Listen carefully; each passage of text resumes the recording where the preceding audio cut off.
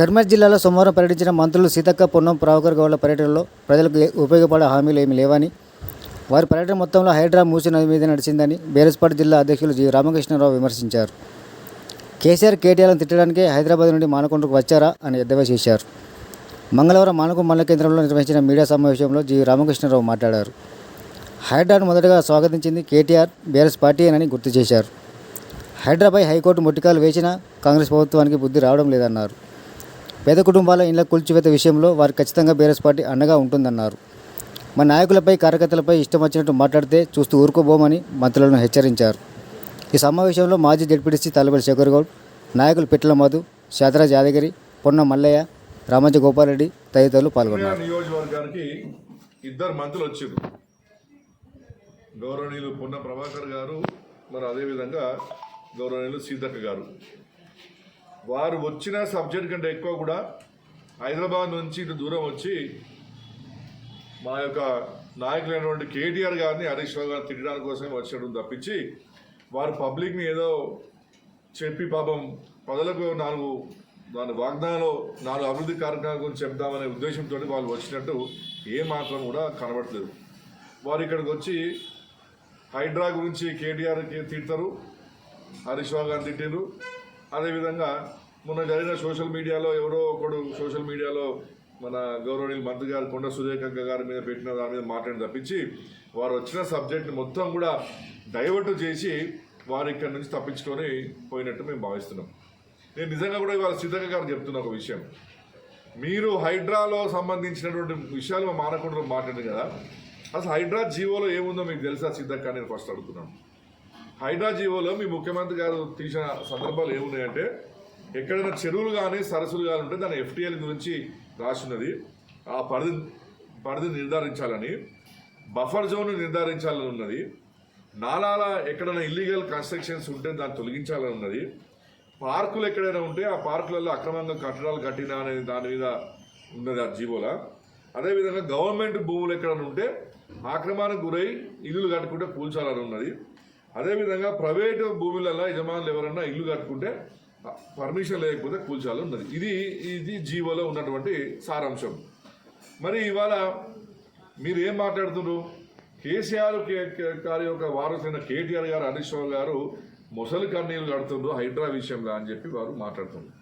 నేను అక్కడ ఒకటే అడుగుతున్న క్షమించండి సీతక్క గారిని, మొసలు కన్నీరు కార్చి ప్రభుత్వానికి వచ్చి, నీరు ముసలి కన్నీరు గార్చి ప్రభుత్వానికి వచ్చింది.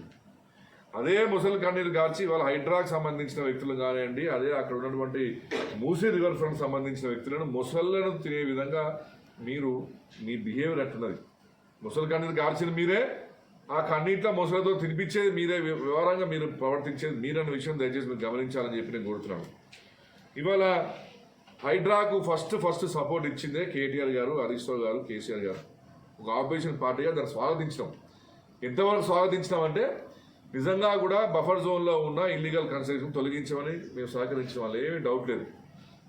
కానీ మీరు దాన్ని ఒక అస్త్రంగా వాడుకొని మీరు అమలు చేసే సూత్రాలను పక్కబెట్టి పబ్లిక్ని డైవర్ట్ చేయడానికి కోసము ఇవాళ నిరుపేదలైనటువంటి ఇళ్లలో జోలికిపోయి వారు కట్టడాలను కూర్చుంటే, వాడు కట్టడాలను కూలగొడుతుంటే చేతులు కట్టుకొని కూర్చుంటానికి మేము దద్దలము కాదు. మీ కాంగ్రెస్ లీడర్ లాగా బరాబర్ ఎదిరిస్తాము, న్యాయపక్షాన్ని నిలబెడతాం. ఇవాళ మా ఆఫీసులు వెతుక్కుంటా, తెలంగాణ భవన్లు వెతుక్కుంటా ఇవాళ ప్రజలు వచ్చి మాకు వాళ్ళ గోస చెప్తున్న విషయం దయచేసి మీరు గమనించాలని చెప్పి నేను కోరుతున్నాను సీతక్క గారిని, పొన్న ప్రభాకర్ గారిని. ఇవాళ హైడ్రాకు సంబంధించి ఇవాళ హైకోర్టు నిందించింది మిమ్మల్ని. ఇవాళ సిగ్గుపడాలి. దొంగలాగా శనివారాలు ఆదివారాలు ఎందుకు కూలగొడుతున్నారు? న్యాయపరంగా వారం రోజులు కూలగొట్ట దమ్ము మీకు లేదని చెప్పి వాళ్ళ హైకోర్టు నిలదీసింది మీ యొక్క అధికారులను. మొన్న మీ ముఖ్యమంత్రి గారు పిచ్చి మాట్లాడితే హైకోర్టు నిందించింది, నోటు జాగ్రత్త పెట్టుకోబెట్ట జైలు పంపుతామని చెప్పి. మీరు చేసే పనులకి వాళ్ళ అధికారులు పోయి పాపం సంజాయించి చెప్పుకోవాల్సి వస్తుంది. పిచ్చిగా హైడ్రా విషయంలో పిచ్చేషాలు వేస్తే అధికారులను జైలు పంపుతా అని చెప్పి కూడా ఇవాళ హైకోర్టు మీరు నిందించిందంటే మీరు ఎంత దిగజారిన రాజకీయాలు చేస్తున్నారో అర్థం చేసుకోండి. ఇవాళ హైడ్రా విషయంలో నోటీసులేమో మీరు ఆపరేషన్ పార్టీలు ఉన్నప్పుడు ఊళ్ళో పోటీ తిరుగుకుంటా ముసలి కన్నీళ్ళు కాల్చి, అధికారం లేనప్పుడు మీకు పేద ప్రజలు గుర్తొచ్చిండ్రు. ఇవాళ అధికారం వచ్చిన తర్వాత హంగులు ఆర్భాటాలు చూసి ఇవాళ మీరు ధనవంతులకు మీరు సహకరిస్తారు. పెద్ద విల్లాలు కట్టుకున్న వాళ్ళకి వాళ్ళు నోటీసులు ఇస్తారు. ఆ నోటీసుల ఆధారంగా వాళ్ళు న్యాయపరంగా వాళ్ళు స్టే తెచ్చుకుంటారు. నిరుపేదలకు మాత్రం నోటీసులు ఇవ్వరు. శనివారం చూసి వారిని కూలగొట్టి ఇవాళ వాళ్ళను చాలా అన్యాయానికి గురి చేస్తుంది. కాబట్టి ఇవాళ కేసీఆర్ హరీష్ రావు గారు కానివ్వండి, అదేవిధంగా కేటీఆర్ గారు కానివ్వండి తప్పకుండా దాని మీద మాట్లాడతారు. ఈ హైడ్రాని ఆపడంలో మా కీలక పాత్రలో మేము పోషిస్తాం. ఎవరి మందము ఎక్కడైతే నిరుపేదలను మీరు ఇల్లు కూలగొడుతున్నారో.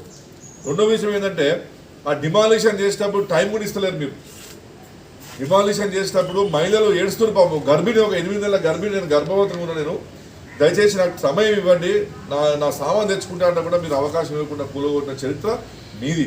ఒక చిన్న పిల్ల 3వ తరగతి చదువుతున్న పిల్ల, నా స్కూల్ పుస్తకాలు పోయినాయి, నా పెన్సిల్ పోయినాయి, నా రబ్బర్లు పోయినాయి, నేను స్కూల్కి పోలేనన్న పరిస్థితిలో కూడా వాళ్ళని కూడా మీరు కనకరించకుండా కూలగొట్టిన చరిత్ర మీది.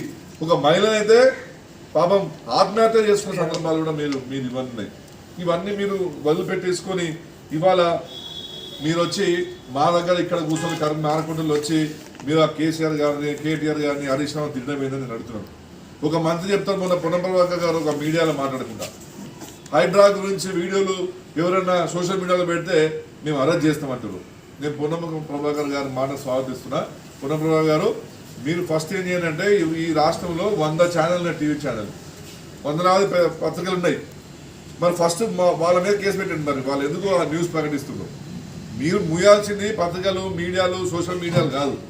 మీరు చేసే పనిలో వాళ్ళు తిడుతున్నారు పబ్లిక్, వాళ్ళని తిట్టకుండా మీరు ఆపండి. దమ్ముంటే వాళ్ళు తిట్లు రాకుండా వాళ్ళ దగ్గర పోయి కన్విన్స్ చేసుకొని వారు నోరు ముగించని తప్పించి వారు మాటలను బయట పెడితే మేము కేసులు పెడతామంటే ఇక్కడ భయపడడానికి ఎవరు లేరని కూడా నేను కాంగ్రెస్ పార్టీ వాళ్ళని నేను హెచ్చరిస్తున్నాను.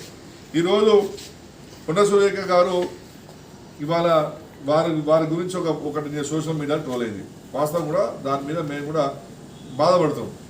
మేము ఏమంటామంటే వారి ప్రభుత్వం ఉన్నది, కొండ సురేఖ గారు మంత్రులు ఉన్నారు, తీసుకొని జైలు వేసి కేసు పెట్టండి, మేము వద్దంటున్నాం ఎవరన్నా. కానీ ఇవాళ కాంగ్రెస్ పార్టీ వాళ్ళు ఎట్లా మాట్లాడుతుందంటే ఇక ఈ ప్రపంచంలో కొండ సురేఖ గారు తప్పించి అసలు మహిళలే లేరు, ఎవరు మహిళలుగా మేము గుర్తించాము అని మాట్లాడుతున్నారు. ఇదే కొండ సురేఖ గారు గతంలో ఒకసారి మా కవితక్క గారి గురించి ఎంత ఘోరంగా మాట్లాడినండి. ఈమెకు గాజులు, పుస్తలు అవసరమా అన్న సందర్భాలు ఉన్నాయి. ఆ రోజు మీ నోళ్ళు ఎడిపోయినా నేను అడుగుతున్నాను. నేను అంతగాక మొన్న అసెంబ్లీలో ఇదే రేవంత్ రెడ్డి గారు మాట్లాడకుండా కేటీఆర్ గారు ఉద్దేశించుకొని నీ వెనకాల కూర్చున్న మహిళా ఎమ్మెల్యే నమ్ముకుంటే నీ బతుకు బతుకవుతుంది, నువ్వు బస్ స్టాండ్లో బిచ్చం అనుకుంటావు అనే విధంగా మాట్లాడారు. మరి ఆ రోజు మా మహిళలు కన్నీరు పెట్టినప్పుడు ఈ కాంగ్రెస్ పార్టీ నాయకులు ఎక్కడ పోయినా నేను అడుగుతున్నాను. మరి నిజంగా కూడా మీకు చిత్తశుద్ధి ఉంటే, మీకైన మహిళల పట్ల ఉంటే ఇవాళ ఎందుకు మీ హైడ్రాలో మహిళలు ఏడుస్తుంటే వాళ్ళు కన్నీరు చూస్తలేరు? అంటే మీకు ఓన్లీ కొండ సురేఖ గారే మహిళనా? ఆమె ఏడితేనే మీకు ఏడుపా? వాళ్ళ ఏడుపులు మీకు కళ్ళకి కనబడతలేవా? వాళ్ళ జీవితాలు నాశనం అవుతుంటే వాళ్ళ మీకు కనబడలేదా? వాళ్ళ పిల్లలతోటి బతుకులలో పోయి బస్ స్టాండ్లో పోటీ అక్కడ ఇక్కడ పండుకుంటే మీకు కనబడలేదా? ఇవాళ మరి కొండ సురేఖ గారు ఎందుకంటే 7 వారాల టీవీల ముందు వచ్చి కేసు పెట్టమని చెప్తున్నాం. మేము వాళ్ళని మీరు శిక్షించండి, స్వాగతిస్తాం మేము. కానీ ముసలి కన్నీరు ఇంకా ప్రభుత్వం వచ్చినాక కాల్చలు బంద్ చేయాలని చెప్పి చెప్పుకుంటూ నేను మీ పార్టీ పేరు ఇప్పటి నుంచి కాంగ్రెస్ పార్టీ కాకుండా ముసలి కన్నీరు పెట్టే పార్టీ అని పేరు మారితే బాగుంటుందని చెప్పి నేను వాళ్ళకి సలహా ఇస్తున్నాను.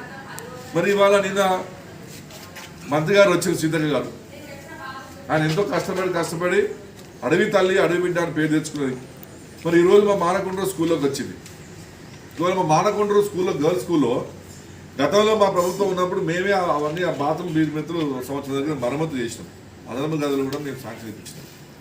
ఈరోజు అక్కడ టాయిలెట్స్ లేవు, మహిళా బిల్డింగ్లు ఇవాళ మీరు చూడండి, వాళ్ళ ప్రెస్ మీద నేను కొడుతున్నాడు. మరి దాని గురించి ఎందుకు మాట్లాడలేదు? ఇవాళ ఆమె అంగన్వాడీ స్కూళ్ళలో రేపు పిల్లలను మేము చదివిస్తామని చెప్తున్నారు. అసలు అంగన్వాడీ బిల్డింగ్ పోయి చూసి ఆ బిల్డింగ్ ఎట్లుందో దాని పరిస్థితి. ముందు వాటికి మంచిగా చేయించినాక మీ స్కీమ్ పెట్టండి. నువ్వు మహిళల గురించి కొండ సురేఖ కాదు మీకు ముఖ్యం. మా మానకొండలో మహిళల స్కూళ్ళలో కూడా మీరు టాయిలెట్స్ లేని పరిస్థితి ఉన్నది. నేను మీరు మీటింగ్ వచ్చి నల్లా వారికి పోతే కూడా కాదు, ఇంతవరకు ఎవరు నల్లా బిగించేటోడు లేడు. అక్కడ నీళ్ళు మొత్తం వృధాగా పోతున్నాయి. అక్కడ అవన్నీ వదిలిపెట్టేసుకొని కనీసం పిల్లలు రిప్రజెంటేషన్ ఇస్తామంటే కూడా అక్కడ అధికారులు ఇప్పలేదు. మా బడిలో మాకు బిల్డింగ్స్ బాగాలేవు, మా బాత్రూంలో టాయిలెట్లు మాకు లేవు, ఇప్పియడానికి పోయి ఒక మహిళా మంత్రి వచ్చిందని అడగడానికి పోతే కూడా అక్కడ ఉన్నటువంటి అధికారులు కూడా కనీసం ఆమెను తీసుకుపోయే సందర్భాలు లేవు. కానీ ఇక మీరు మాట్లాడుతున్నా మహిళల గురించి, మహిళల ఏడుపుల గురించి నేను అడుగుతున్నాను. అక్క మరి మీరు మహిళ, మరి ఏవేనండి మా కేసీఆర్ కిట్ను తీసి పడేసారు మీరు. అది మహిళలకు సంబంధించిన అంశం కాదా? 12,000 రూపాయలు ఇచ్చేది 13,000 ఇచ్చేది. మీ కేసీఆర్ గారిని ఇష్టం లేకుండా మీ పేరు పెట్టుకోండి, సీతక్క కిట్ అని పెట్టండి, లేకపోతే రాజు గారిని కిట్ పెట్టండి, మా ఇంకెవరు కిట్ పెట్టుకోండి. కానీ అదైతే నడిపించాలి కదా, అది మీరు బంద్ చేసిండ్రు. పోషకాహారం అంగన్వాడీలో మీరు అది బంద్ చేసిండ్రు. ఇవాళ మహిళలకు పట్ల సంబంధించినటువంటి పెన్షన్లు పెంచుతా అని చెప్పి పెన్షన్లు బంద్ చేసిండ్రు. మహిళా గృహిణులు ఆరోగ్య స్కీమ్ అని పెట్టి నెలకు 2,000 రూపాయలు ఇస్తామని చెప్పి మాట ఇచ్చిండ్రు. ఆ 2,500 గురించి మీరు మాట్లాడలేదు. మీరు బంగారం ఇస్తా అని చెప్పారు, తులం బంగారము, దాని గురించి మీరు మాట్లాడలేదు. మహిళలకు మేము స్కూటీలు ఇస్తామని చెప్పారు, ఆ స్కూటీల గురించి మీరు మాట్లాడలేదు. కానీ హైదరాబాద్ నుంచి ఇక్కడికి 500 కార్లు 200 పోలీసులు పెట్టుకొని ఓ పెద్ద హల్చల్ చేసి వచ్చి వీడొచ్చి ఈ కేసీఆర్ కానీ హరీష్ రావు కానీ కేటీఆర్ కానీ మీరు తిట్టడానికి వచ్చినా అని అడుగుతున్నారు. ఈ తిట్టడేదో మీరు మీ గాంధీ మాల పెట్టుకొని తిట్టిపోవచ్చు కదా, దానికోసం మీరు ఇంత దూరం రారా మా నియోజకవర్గానికి అని చెప్పి కూడా నేను వాళ్ళతో చెప్తున్నాను. ఇవాళ మీరు కేవలము మీరు పెట్టే స్కీమ్లు అమలయ్యే లేదు పాలే సంగతి మీకు తెలుసు, పబ్లిక్ కూడా తెలుసు పాపం. కానీ మీరు ఇవాళ డైవర్షన్ రాజకీయాలు చేస్తున్నారు. ఇవాళ మీరు అమలు చేసేటువంటి స్కీములు పక్కదారి పట్టేయడానికి కోసము మీరు ఏమీ చేయలేని పరిస్థితిలో ఉన్నారు. కాబట్టి ఎక్కడికో పోవాలి, టీఆర్ఎస్ పార్టీ లీడర్ తిట్టాలి, వెళ్ళిపోవాలి. ఇక తెల్లారంతా అసలు సంగతి ఎటో పోతుంది, ఈ తిట్ల పురాణం బయటకు వస్తుంది. అది మీకు బాగా తెలుసు కాబట్టి మీరు పబ్లిక్ సైకాలజీతో ఆడుకుంటున్నారు. మీరు మైండ్ డైవర్ట్ చేయడానికి మీరు ఆడుతున్న చెప్పే విషయం కూడా నేను వాళ్ళని దృష్టికి తీసుకుపోతున్నాను. అంతేకాకుండా నేను తెలంగాణ విగ్రహాన్ని కూడా సిద్దిపేట జిల్లాలో తగలబెట్టింది. మరి తెలంగాణ తల్లి అయితే అందరూ సంబంధించాలి కదా. అక్కడ కాంగ్రెస్ పార్టీలో ఉన్న నాయకులు తెలంగాణ తల్లి విగ్రహాల మీద పులదండలు వేసిరు, తెలంగాణ విగ్రహాల దగ్గర మీరు నిరసన చేసిరు తెలంగాణ రాష్ట్రాల కోసం. మరి ఇవాళ తెలంగాణ తల్లి విగ్రహం 100% మీరు చేసింది కాంగ్రెస్ పార్టీ నాయకులే, అని ఏం డౌట్ లేదు.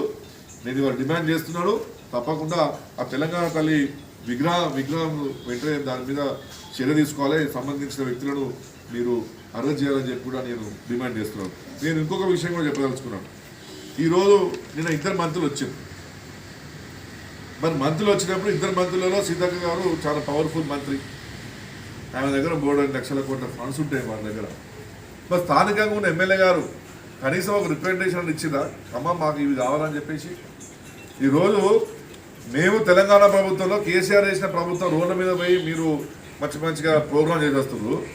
ఒకసారి లోపల పోండి, కొంచెం ఇంటీరియర్ మానకొండ నియోజకవర్గానికి ఈ డబుల్ రోడ్ మేము శాంక్షన్ ఇచ్చినప్పుడు మా ప్రభుత్వం ఉన్నప్పుడు దీని మీదనే ఈ స్థానిక ఎమ్మెల్యే గారు పెద్ద రసరస చేసింది దీని సంగతి. ఆ రోడ్ వేయించింది మేమే. ఇవాళ పచ్చనూరు దగ్గర కల్వర్ట్ ఎంత ఘోరంగా ఉందో ఒకసారి గ్రహించమని చెప్తున్నాం మంత్రులకు. అదేవిధంగా ఊటూరు పోయే రోడ్ ఎంత దారుణంగా ఉందో అసలు లోపల చూసిన సీతక్క నేను అడుగుతున్నాను. అదేవిధంగా పచ్చనూరు నుంచి ఆ వెల్లి మించి కూడా మానకొండకు వచ్చే రోడ్డు ఎట్లుందో ఒకసారి గ్రహించరా అని చెప్పి నేను అడుగుతున్నాడు. మరి స్థానికంగా ఉన్నటువంటి కాంగ్రెస్ పార్టీ నాయకులు కానివ్వండి, కాంగ్రెస్ పార్టీ ఎమ్మెల్యే గారు 2 మంత్రులు వచ్చినప్పుడు అభివృద్ధి మీద ఒక రిప్రజెంటేషన్ ఇచ్చి ఓ 4 నిధులైనా శాంక్షన్ చేయలేని పరిస్థితిలో మీరు ఉన్నారంటే మాకు చాలా బాధ అవుతుంది. నేను నిన్న మా కాంగ్రెస్ మిత్రుని అడిగినా, ఏమైందా మరి మంత్రులు 2 వచ్చినప్పుడు మీరు ఏమైనా ఓ రిప్రజెంటేషన్ ఇవ్వలేదంటే, ఏ రిప్రజెంటేషన్ తీసుకుంటలేదు సార్, వాళ్ళు కొట్టిన కొబ్బరికాయలు కొడితే ఇరిపోయిన చిప్ప ఎదుర్కొని తినొచ్చని తప్పించి అక్కడ పెద్ద కాంగ్రెస్ పార్టీ వాళ్ళు రిప్రజెంటేషన్ లేదు, ₹1 నిధులు ఇచ్చింది లేదు, అట్టాసా అర్పణలు చేసిపోయిందని చెప్తారు. సో ఇది ఇవాళ మీ పరిస్థితి. మంత్రులు వచ్చి కొబ్బరికాయలు కొడితే ఆ చిప్ప ఎదుర్కొని పాపం కాంగ్రెస్ పార్టీ లోకల్ లీడర్లు తిరిగిపోతుంది. కాబట్టి నేను ఇప్పటికైనా చెప్తున్నాను, మీరు చేసేది లేదు, ఏం చేసేది లేదు. మీరు హైదరాబాద్ నుంచి వచ్చి ఇక్కడ హైదరాబాద్ మీద కేటీఆర్ తిట్టడానికి మీరు రాలేదు. నిన్న మీరు వచ్చినటువంటి స్కీమ్లు అన్నీ కూడా అయ్యేది లేదు, పోయేలేదు. డైవర్షన్ రాజకీయాలు ఇప్పటికైనా బంద్ చేసుకొని కాంగ్రెస్ ప్రజలకు క్షమాపణ చెప్పి చేసేది చేయండి. కనీసం మీరు చెప్పిన స్కీములన్నా మీరు కనీసం ప్రవేశపెట్టండి. లేకపోతే పిచ్చిగా ఇంకోసారి వచ్చి మాట్లాడితే మాత్రం టీఆర్ఎస్ పార్టీ కార్యకర్తలు ఊరుకోరు. మేము ఇప్పుడు ఓపిక పడుతున్నాము, మీరు ఏం చేస్తారో చేయాలని చెప్పేసి. ఇక ముందు ఈ జిల్లాలోకి వచ్చి అనవసరంగా టీఆర్ఎస్ పార్టీ నాయకులు తిడితే మాత్రం సహించేది లేదని చెప్తున్నారు. స్థానిక ఎమ్మెల్యే గారు కూడా స్పందించాలి తప్పకుండా. మరి 2 మంత్రులు వచ్చినప్పుడు వారు ఇచ్చిపోయింది ఏంటిది, వారు ఎన్ని స్కీమ్లు ఇచ్చారు, ఈ నియోజకవర్గానికి సంబంధించి మీరు ఎన్ని కోట్ల రూపాయల వాళ్ళను శాంక్షన్ చేయించారు, వారు రాగానే ఫ్లెక్సీలు, బ్యానర్లు, 300 మంది పోలీసు వాళ్ళు, 400 కార్లతో వస్తే పబ్లిక్ డెవలప్మెంట్ కాదని చెప్పి కూడా నేను వారికి ఇటుపలకుండా ఇప్పటికైనా తమ నోళ్ళు జాగ్రత్త పెట్టుకోండి అని చెప్పి నేను కాంగ్రెస్ పార్టీ నాయకులను డిమాండ్ చేస్తున్నాను.